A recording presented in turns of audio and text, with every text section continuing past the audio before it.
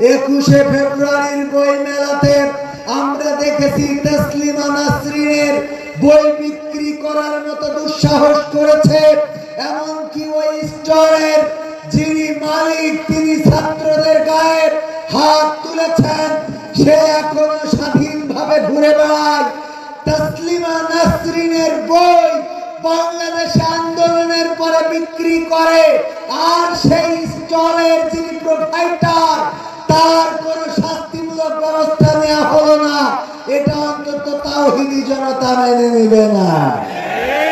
এরপরে বাংলাদেশের বই পাঠ্যপুস্তক সংশোধনীর যে কমিটি আছে, সেই কমিটির মধ্যে রাখাল রাহা নামের এক নাস্তিক রয়েছে, যে প্রকৃত অর্থে মুসলমান পরিবারের কিন্তু নাস্তিক।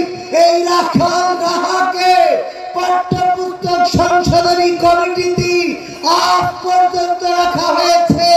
তাওহীদি জনতা এই রাখাল রাহাকে পাঠ্যপুস্তকের সাথে যদি সম্পৃক্ত রাখে, সেটা তাওহীদি জনতা মেনে নেবে না।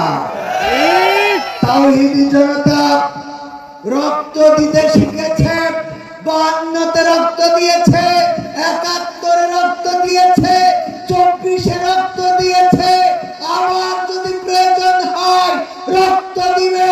কিন্তু বাংলাদেশে নাস্তিক রাম বাম তারা যদি এই দেশে প্রেসক্রিপশন দিতে চায়, বাংলাদেশের তাওহীদি জনতা মেনে নেবে না।